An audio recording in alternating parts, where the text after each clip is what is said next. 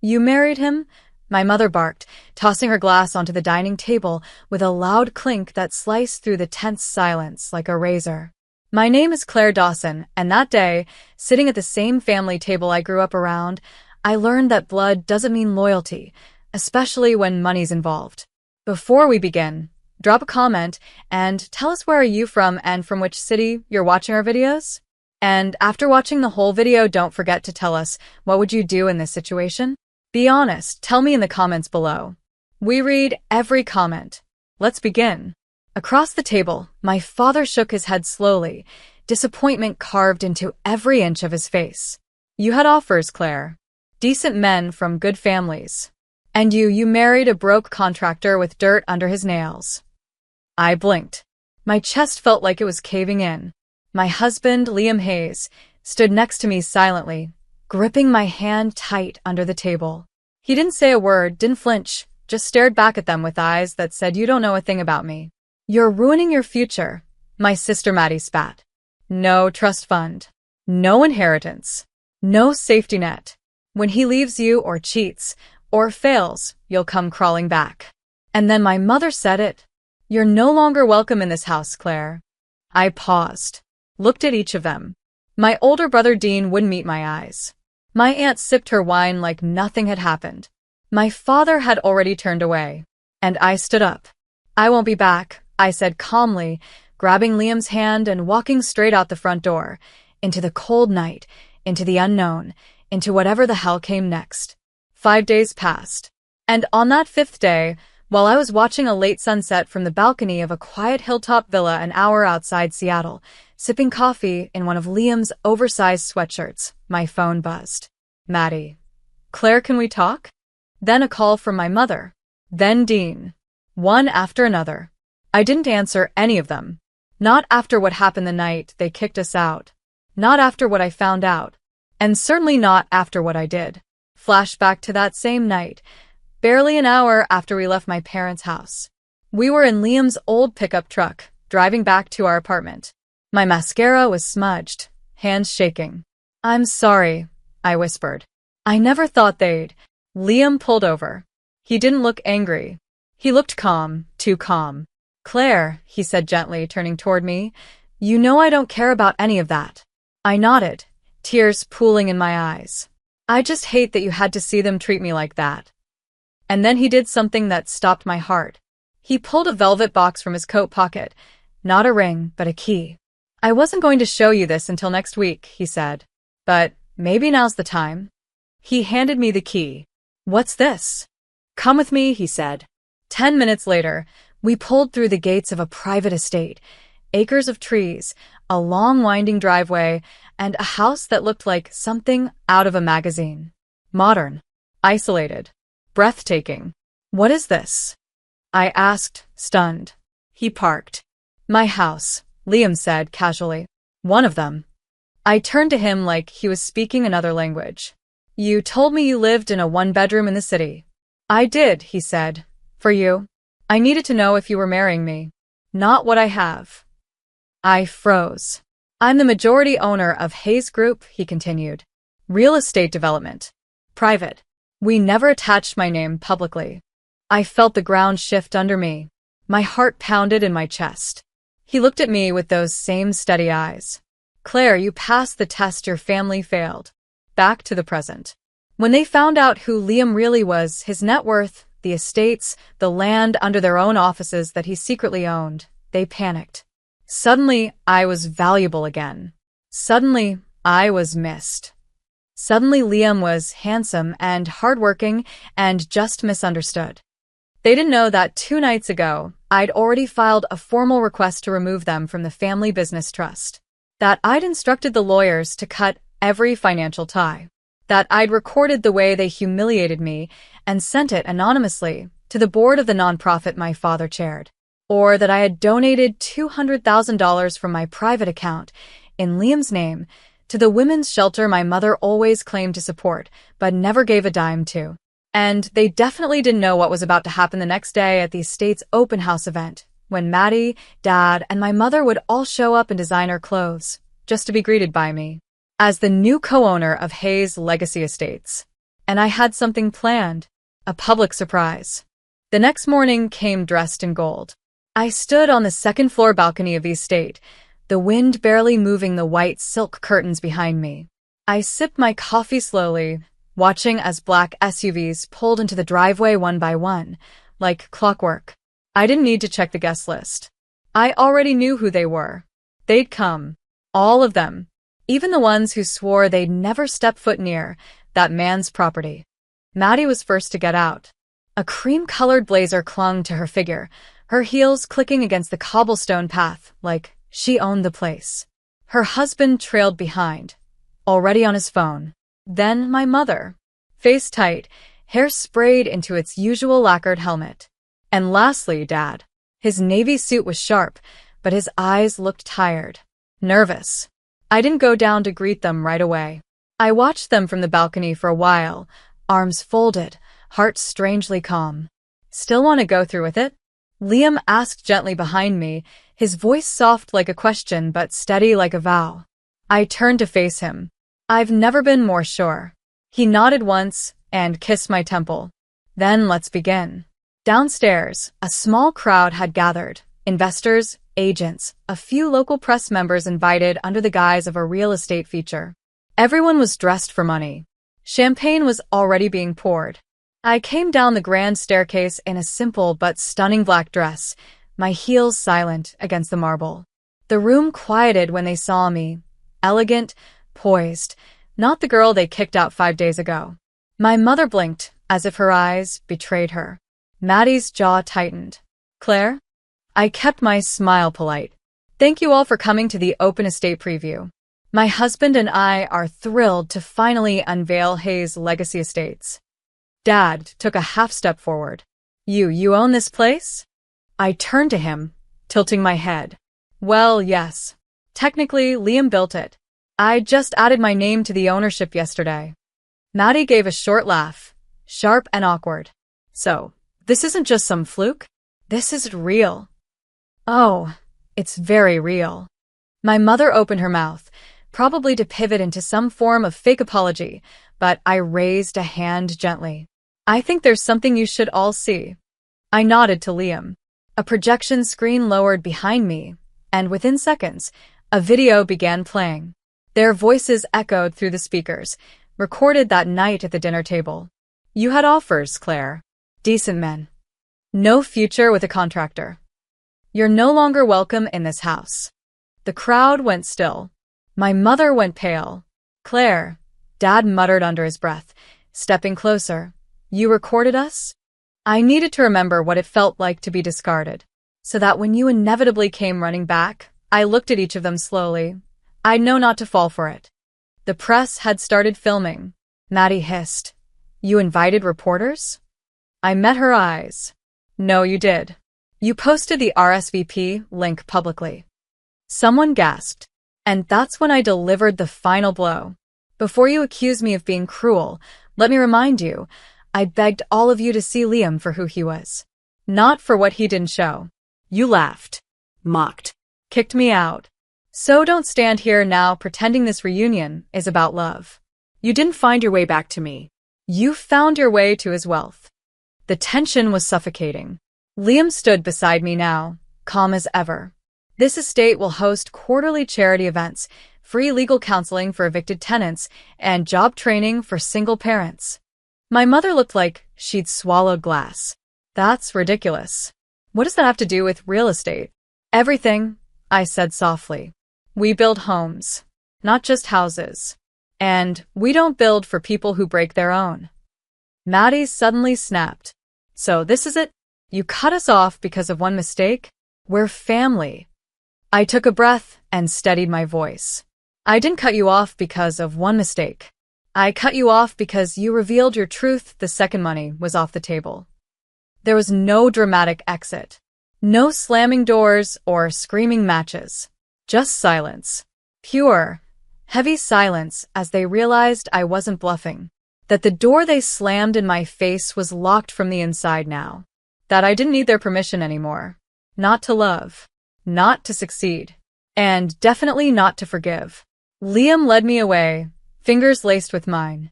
As we walked back into the estate, I felt something strange in my chest. Not rage, not pride. Just peace. 5 days ago, I left my parents' home with nothing. Today, I didn't walk back in with money. I walked in with truth. And I wasn't giving that up for anyone. That night, after the estate event, Liam and I sat on the rooftop terrace, a blanket around our shoulders and the lights of the city twinkling far below us. I should have felt proud. I should have felt victorious. But all I felt was drained. Not broken, just hollow. You okay? Liam asked softly, brushing my hair away from my face. I nodded, leaning into his shoulder. Yeah. Just tired. And I was. Tired of pretending I didn't care. Tired of replaying their words in my head. Tired of being the girl who always tried to please a family that never truly saw her. The silence between us was peaceful until my phone buzzed. I hesitated, then picked it up. A text from Dean. Claire, I didn't know they were going to kick you out. Please talk to me. I didn't say anything that night because I didn't want to make things worse. I stared at the screen. Then another message came through. Maddie's not letting this go. She's furious. She's planning something. I don't know what, but I heard her say your name when she was talking to Mom this morning. Just be careful. My stomach tightened. Liam read the messages over my shoulder. Let her come, he said calmly. We're not scared of temper tantrums. But deep down, I knew Maddie's tantrums didn't look like yelling or door slamming. They looked like manipulation, gaslighting, vicious smiles, and sweet words laced with poison. And I had a feeling she was about to prove me right. The very next morning, I opened my email to find a message from the Seattle Herald. Subject line, urgent. Statement requested regarding recent allegations. My heart dropped. Inside was a forwarded draft of a tip received from an anonymous family source, alleging that Liam's construction company was under federal investigation for money laundering and tax fraud. It was a lie. A vicious, disgusting lie. And I didn't need a signed name to know who sent it. I slammed the laptop shut. Baby, Liam said from the doorway, instantly reading my face. What happened? I looked up at him with trembling hands. They're trying to destroy you. He pulled me into his arms, but I couldn't relax. Not yet. Because this wasn't just a rumor. This could ruin us. Our name. Our reputation. Everything we'd spent years building with honesty and sweat. And just like that, the peace from the estate evaporated. By noon, the press was calling. By 2 p.m., 3 of our investors pulled out to reassess public risk. And by 5 p.m., I was sitting across from my lawyer, eyes burning. You want to sue your sister for defamation? He asked slowly. I nodded. No. I want to expose her. Every dirty thing she's done. Every lie. Every smear. I want her to learn. You don't play with fire when you've drenched yourself in gasoline. Liam watched me from across the table, his expression unreadable.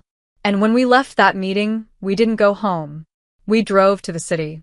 To a penthouse Maddie once bragged about buying with her own hard-earned money, though everyone in the family knew it came from Dad's secret fund. Liam stayed in the car. I knocked. Maddie opened the door like she expected me. Here to beg me to take the story down? She asked, smiling. It's already out. Half the blogs are sharing it. Took me 10 minutes. I stepped inside without permission. You don't know who you're playing with, I said quietly. You think because you can write a few anonymous emails you've won. I have won, she said smugly. You're not cut out for this world, Claire. You never were. You got lucky. But luck runs out. I looked around her apartment. Everything in it reeked of desperation. Designer things she couldn't afford, fake elegance, empty wine glasses, broken relationships hidden behind Instagram filters. You tried to ruin the only person who ever loved me, I said. You hurt him. And for what? To feel important again. Her smile faltered. You're pathetic, I whispered. And I'm done being nice. She laughed, but there was a nervous edge now. What, are you gonna sue me? Drag me through court? No. I already did something better. She blinked. I pulled out a flash drive from my purse and set it on her table. Your husband, I said quietly, has been having an affair for 9 months with your yoga instructor. Maddie's face collapsed. Don't look so shocked. I kept my mouth shut. I watched you parade him around. I didn't say a word. But when you came after my husband, you crossed a line. She lunged at me, trying to grab the flash drive, but I was already out the door. Claire, she screamed behind me. You can't do this. I turned back once. I already did. And I left her there, screaming, alone, betrayed. Exactly the way she left me. 2 days passed. Maddie went completely silent. No threats. No texts. No social media posts. Nothing. But her silence wasn't peaceful. It was loud. Suspicious. The kind of silence that always came before something nasty. I didn't have to wait long. On the third morning, while Liam and I were having coffee on the terrace, his phone rang. It was his lawyer this time. He stepped away to take the call. A few minutes later, he came back inside, and I could tell something was wrong. What happened? I asked. He handed me the phone. The lawyer's voice was grim. We received a sudden inquiry from the IRS. A formal audit request. It's random, technically, but based on timing? Someone submitted a complaint. Maddie, I said flatly. Liam nodded. She's digging deeper. She wants to bury us. My heart pounded. My family had humiliated me, cut me off, tried to ruin the one good thing in my life, and now they were trying to destroy his business too? I wasn't going to let that happen. That night, I opened my laptop and dug out everything I had, emails, voice memos, even old text threads between my father and his silent partners. He'd once bragged about hiding money through shell companies to avoid tax on commercial real estate while sipping wine at a New Year's dinner. I had proof. Names. Dates. Numbers. I never imagined using them. But if they wanted to drag us through the dirt, I was done protecting their secrets. I drove alone to a small building on 5th and Kennedy, handed the envelope to a federal agent, and walked out with a weight lifted off my chest. It wasn't just revenge anymore. It was justice. The next day, the chaos began. News broke of an anonymous tip sent to the authorities, triggering a deeper investigation into my father's real estate dealings. His partners started panicking. Someone leaked a few emails. His name hit the headlines. Dawson Realty under federal review, multiple entities tied to tax avoidance. Maddie must have seen it. My phone rang just after 11 p.m. I didn't pick up, but she didn't stop. 35 missed calls. I sat on the bed, staring at my phone, numb. She had thrown fire at my life. I had simply held up a mirror. Later that week, a letter arrived in our mailbox, handwritten, no return address. Claire, you've made your point. Congratulations. You destroyed your own blood. I hope it was worth it. Mom. I folded the letter quietly, placed it in a drawer, and walked out to join Liam in the garden. Everything okay? He asked. I looked at him. At the man who never once made me question my worth. Who stood beside me even when the people who raised me turned their backs. Yeah, I whispered. They can say whatever they want now. I'm finally free. He took my hand and didn't let go. But I knew it wasn't over. There was still one person I hadn't heard from. And I knew exactly where to find him. I found my father exactly where I expected him, sitting alone in his office on the top floor of Dawson Realty's downtown building. The company name had already been pulled down from the lobby wall. The tension in the building was heavy, like everyone knew something was collapsing, but didn't know how to stop it. He looked up when I entered. No secretary. No smile. Just gray in his beard that wasn't there a month ago, and eyes that had finally lost their shine. Claire, he said, almost relieved. You came. I didn't respond. I just pulled the chair out across from him and sat down. He studied me for a long moment. I know what you did. Which part? I asked. The part where I defended my husband, or the part where I didn't let you bury him like you tried to bury me? His lips pressed together, but he didn't deny it. I waited. Finally, he spoke. You made your point. Maddie's losing it. Your mother refuses to leave her bedroom. Dean won't return my calls. You tore the family apart. No, I said calmly. You did that. The night you told me I was no longer welcome, because I didn't fit into your mold. Because Liam didn't meet your expectations. That's when you tore it apart. He ran a hand down his face. You don't understand. I was trying to protect you. By mocking me? By kicking me out? By helping Maddie file fake financial complaints against my husband. His silence said everything. I used to look up to you, I whispered. Even when you were cold. Even when you made me feel like a shadow. I thought there was a reason for it. I thought someday I'd be enough. He looked away. But now I see it clearly. You don't love. You control. And when you lost that control over me, you lashed out. His hands curled into fists. You think you know everything now, just because you married rich?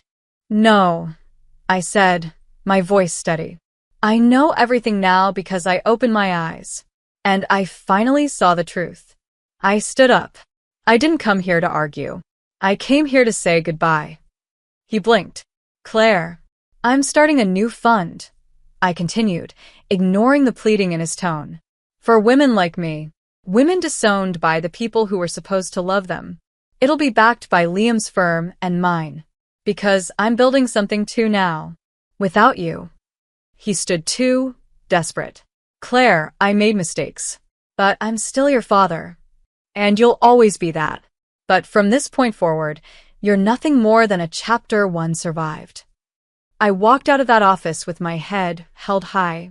Not out of spite. Not for revenge. For freedom. For peace. For every time I bit my tongue to keep the family together while they pulled me apart.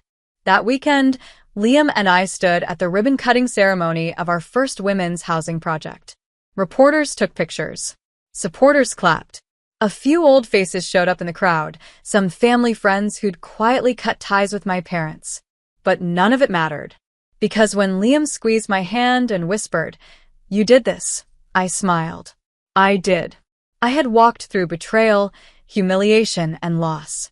And I didn't come out broken. I came out unstoppable.